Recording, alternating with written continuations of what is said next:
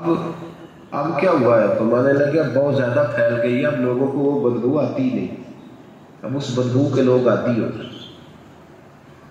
لوگ عیب جوئی بھی کرتے ہیں، پھر عیب گوئی بھی کرتے ہیں۔ حالانکہ حکم یہ ہے کہ اگر تجھے کسی کی کوئی غلطی نظر آ بھی جائے تو اسے معاف کر دے، درگزر کر، پردہ پوشی کر۔ اگر عیب بیان کسی کا کرنا بھی ہو تو صرف اجازت اتنی ہے کہ کسی کو اس کے شر سے بچانے کے لیے کہ بھئی اس شخص کے اندر یہ فلاں معاملہ پایا جاتا ہے، تو ذرا پرہیز کر، ایسا نہ ہو کہ تو لپیٹ میں آ جائے، اور وہ بھی محتاط لفظوں کے ساتھ، محتاط جملوں کے ساتھ۔ جتنی بات کا پتہ ہو وہ تحقیق کے ساتھ پتہ ہو، منوان پتہ ہو، گمان پر کہنے کی اجازت نہیں کہ صرف میں نے سنا ہے، صرف میرا خیال ہے، صرف میں وہ فلاں کہہ رہا تھا، اس طرح نہیں۔ بلکہ اللہ فرماتے ہیں جب تیرے پاس کوئی خبر لے کے آئے تو فتبینوا، تو اس کی تحقیق کیا کر، اس کو ٹٹول کے دیکھا کر کے سامنے والا سچ کہہ رہا ہے۔ گمان پر کبھی عمل نہ کرے، اور گمان کو کبھی آگے بیان نہ کرے۔ کبھی کسی شخص کے بارے میں ایسے جملے نہ کہیں جس کی آپ کے پاس تحقیق نہیں، سند نہیں، آپ کو پوری طرح پتہ نہیں۔ حضرت سیدنا امام اعظم ابو حنیفہ رحمۃ اللہ تعالی علیہ کے پاس ایک شخص نے آ کے کہا فلاں آدمی زانی ہے، تو میں تجھے کیسے پتہ چلا؟ اس نے کہا حضور آپ تو، فرمایا کس نے بتایا تھا؟ حضور میری بات تو اس میں جلال میں آ گیا۔ فرمایا تیری طاقت کیا ہے؟ تو نے دیکھا ہے اسے بدکاری کرتے؟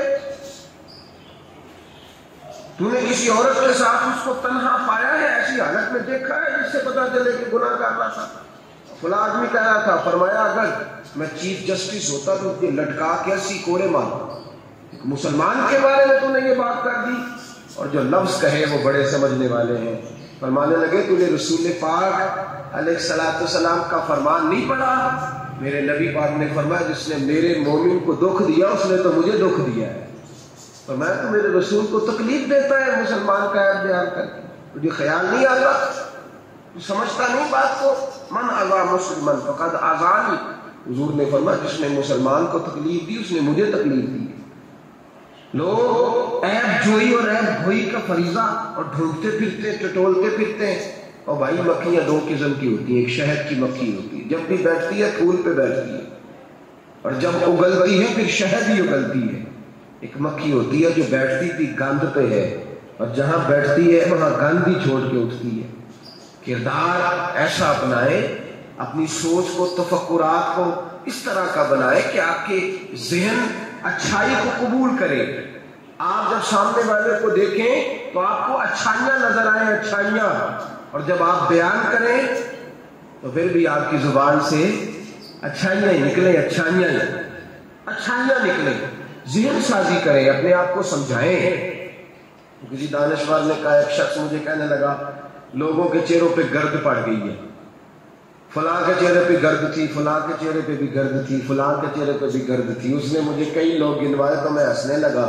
کہنے لگا کیوں ہنستا ہے؟ کہتے میں نے اس کی اینک اتاری، ٹیشو پیپر کے ساتھ صاف کر دی۔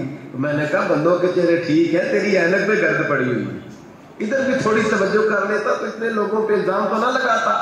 حضرت میاں صاحب بول پڑے، کہنے لگے برا بندہ میں لبن تریا، جگ تے ملیا نہ کوئی۔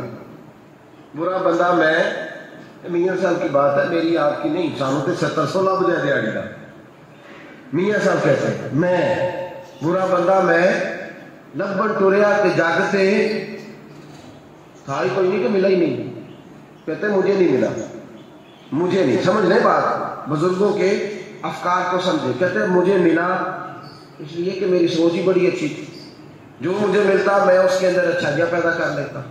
مجھے نہیں ملا، یہ نہیں کہ بندہ تھا نہیں، مجھے نہیں ملا اس لیے کہ میری سوچ ہی نہیں تھی۔ وہ ہے میں کہاں سے لاؤں جس میں لوگوں کے عیب نظر آئے؟ برے بندے نو میں لبن ٹریا تے جگ تے ملیا نہ کوئی، تے اپنے اندر جھاتی پائی تے میں تھوں برا نہ کوئی، اپنے اندر جھاتی پائی تے میں تھوں۔ تو مجھے سمجھ آئی من عرف نفسہ فقد عرف ربہ، من عرف نفسہ فقد عرف ربہ۔ جو اپنے آپ کو پہچان گیا وہ اپنے رب کو، یہاں تو الزام تراشیاں،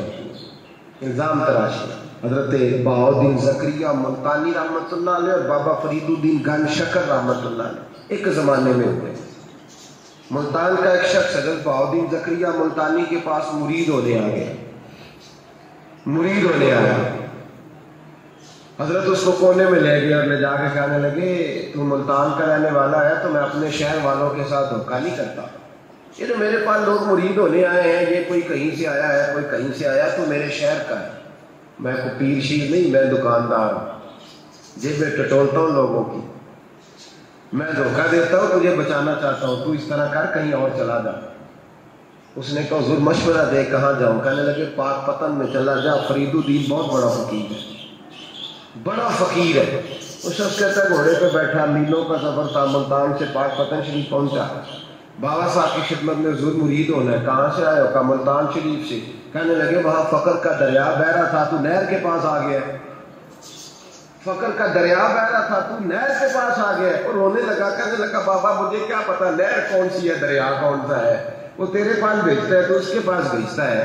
میرے بھائی پرانے لوگوں کو تو اپنے اندر کوتاہی نظر آتی ہے، سامنے والے کے اندر خوبی دکھائی دیتی۔ میں بن کے بیٹھ گیا ہوں کہ میں ہی صحیح ہوں، بس میں ہی صحیح ہوں، اپنے زاویہ نگاہ سے سوچتے، اپنا ہم نے طرز خیال بنا لیا۔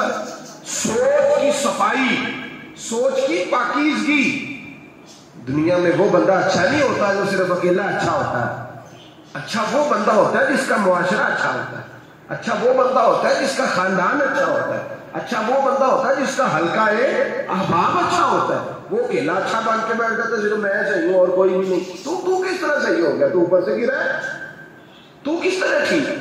تیرا نہ باپ ٹھیک معاذ اللہ، نہ تیرا خاندان ٹھیک، نہ معاشرہ ٹھیک، نہ دوست ٹھیک، نہ پیر ٹھیک، نہ استاد ٹھیک، نہ کوئی سیاستدان ٹھیک، دنیا میں جب کوئی صحیح ہے ہی نہیں، تو کہاں سے آ گیا اکیلا صحیح؟ یہ کیسے ممکن ہے؟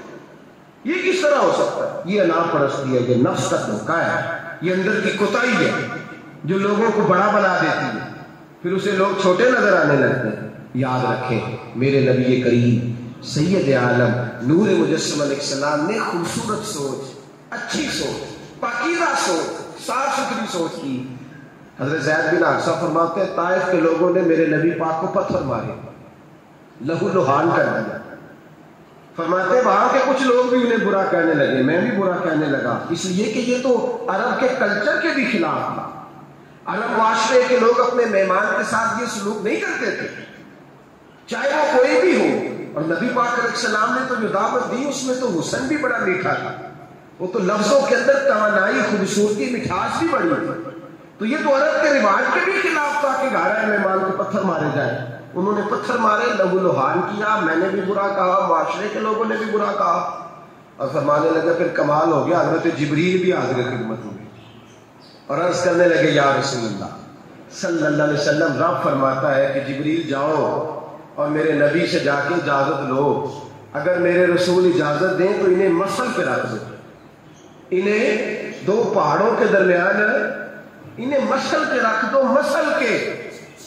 ہمارا کسی سے اختلاف ہو جائے نا تو زور جتنا ہمارے اندر ہو ہم لگا سارا ہی لیتے ہیں، جب پتہ چل جاتا ہے نا کہ میرے تعلقات کتنے کو ہے پھر ہم کہتے ہیں چلو دفع کرو، میں نے کیا کہنا ہے۔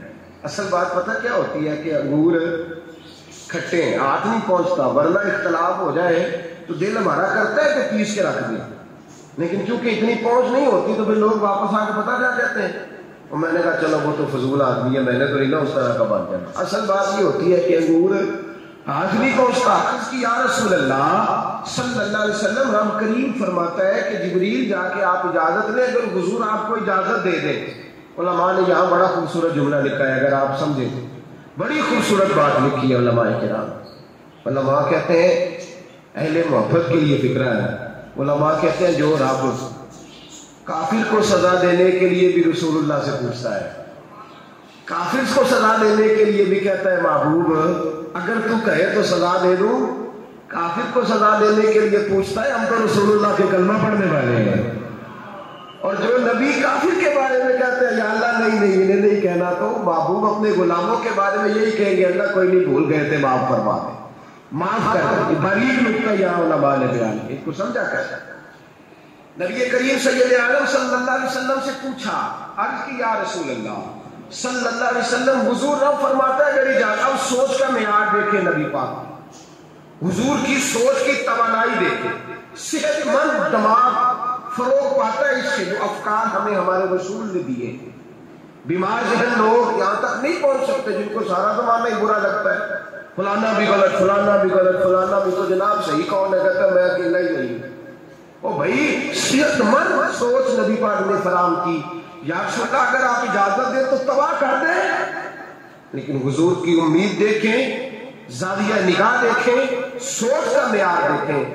میرے رسول نے فرمایا نہیں، انہیں تباہ نہیں کرنا۔ حضور کیوں؟ فرمایا ہو سکتا ہے ان کی نسلیں ہی کلمہ پڑھ کے مسلمان ہو جائیں، اگر تباہ ہو گئے تو نسلیں کیسے آئیں گی، اولادیں کیسی ہوں گی؟